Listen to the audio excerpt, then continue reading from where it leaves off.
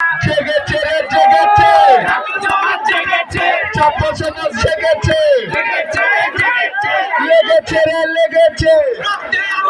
দেশের সাথে, দেশের মানুষের সাথে, রাষ্ট্রের সাথে, রাষ্ট্রের স্বার্থের সাথে সাংঘর্ষিক সংবিধানের যে ধারাগুলো রয়েছে এবং সংবিধানের যে বিষয়গুলো রয়েছে সেগুলো পরিবর্তন করা উচিত কিনা।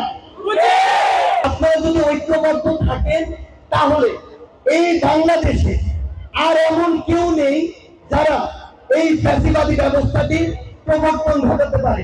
আমাদের আলোচনা রয়েছে, সেটি হচ্ছে আমাদের সংবিধান। আমাদের এই যে সংবিধান, এই সংবিধানটি 1972 সালে হয়েছিল। 16 ডিসেম্বর 1972 থেকে কার্যকর হয়।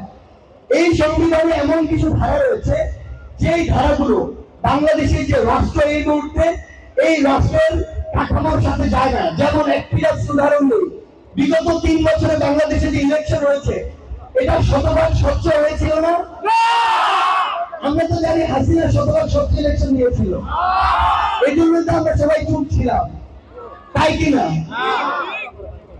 এই সংবিধানে এরকম একটি ধারা ছিল যে ইলেকশনটি কোন তত্ত্বাবধায়ক কিংবা এমন কোন তৃতীয় বা নিরপেক্ষ যে অন্তর্বর্তীকালীন সরকার বা এমন কারোর মাধ্যমে হবে না, হবে তার ক্ষমতাসীন সরকারের মাধ্যমে।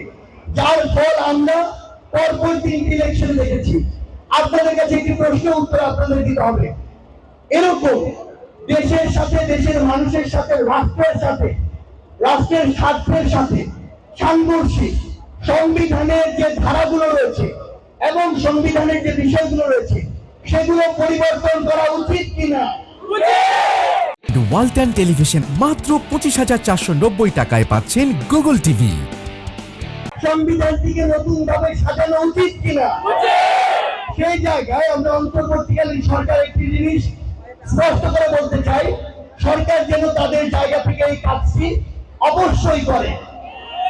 পরিশেষে আপনাদের জন্য কিছু কথা বলতে চাই, সেটি হচ্ছে আপনাদেরকে অবশ্যই ইউনাইটেড থাকতে হবে। পৃথিবীর ইতিহাসে ঘরে ঘরে, সাম্রাজ্যে সাম্রাজ্যে, দেশে দেশে কিংবা জাতিতে জাতিতে যত বিভাজন ঘটানো হয়েছে সবগুলো বিভাজনের পূর্বে, যত ধ্বংস ঘটানো হয়েছে সবগুলো ধ্বংসের পূর্বে, যত পৃথিবীর ইতিহাসে ডিজাস্টার ঘটানো হয়েছে সবগুলোর পূর্বে একটি কাজ করা হয়েছে, সেটি হচ্ছে ঐক্যকে ভেঙে ফেলা হয়েছে। আপনার পরিবারকে যদি কেউ রাস্তায় নামাতে চায়, প্রথমে ভাই ভাই ঝামেলা ঘটাতে হবে, প্রথমে ভাই বোনের মধ্যে সমস্যা তৈরি করে দিতে হবে। পৃথিবীর ইতিহাসে মুসলিমরা একটা সময় পৃথিবীতে রাজত্ব করেছে, বিভিন্ন সময় বিভিন্ন ধর্মের বিভিন্ন সাম্রাজ্য রাজত্ব করেছে। তাদের পতনের কারণ একটি ছিল, তাদের ভিতরে এই বিভাজনটি ঘটানো।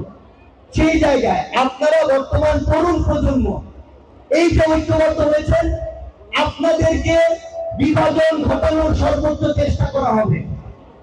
আপনাদের উদ্দেশ্যে শুধু একটি কথাই বলি, সেটি হচ্ছে আপনারা যদি ঐক্যবদ্ধ থাকেন তাহলে এই বাংলাদেশে আর এমন কেউ নেই যারা এই ফ্যাসিবাদী ব্যবস্থাটির প্রবর্তন ঘটাতে পারে। আপনাদের উদ্দেশ্যে শুধু একটি কথাই বলতে চাই, সেটি হচ্ছে এই মুন্সিগঞ্জ থেকে আমরা প্রত্যাশা করি আগামীর বাংলাদেশে আমরা যে ফ্যাসিবাদ ব্যবস্থার বিলুপ্তি প্রত্যাশা করি, আমরা যে নতুন একটি রাজনৈতিক বন্দোবস্ত প্রত্যাশা করি, আমরা যে তরুণ প্রজন্মের হাতে আগামীর বাংলাদেশের নেতৃত্ব প্রত্যাশা করি, সেই নেতৃত্ব আমরা এই মুন্সিগঞ্জ থেকে দেখতে চাই। আপনারা আগামীর বাংলাদেশকে নেতৃত্ব দিতে চান কিনা? আপনারা আগামী বাংলাদেশের প্রধানমন্ত্রী হতে চান কিনা? আপনারা আগামী বাংলাদেশের প্রত্যেকটি মন্ত্রণালয়ের গুরুত্বপূর্ণ মন্ত্রী হতে চান কিনা? আমরা চাই এই মুন্সিগঞ্জ কিভাবে, এই মুন্সিগঞ্জ যেভাবে রাজপথে লড়াকু সৈনিকের মতো লড়াই করেছে, বুকের কাঁধে রক্ত দিয়েছে, আমার মা বোনেরা বিভক্ত হয়েছে, তারপরে রাজপথ ছাড়ে নাই, ঠিক সেইভাবে সংগ্রামে ইতিহাসে সামনের লড়াইয়ে আমার মুন্সিগঞ্জের সকল ছাত্র জনতা ঐক্যবদ্ধ হয়ে সকল ফ্যাসিবাদ দমন করে আগামীর বাংলাদেশকে নতুন একটি বাংলাদেশে পরিণত করবে। সেই পর্যন্ত সবাই ভালো থাকবেন। মুন্সিগঞ্জের জয় হোক, বাংলাদেশের জয় হোক।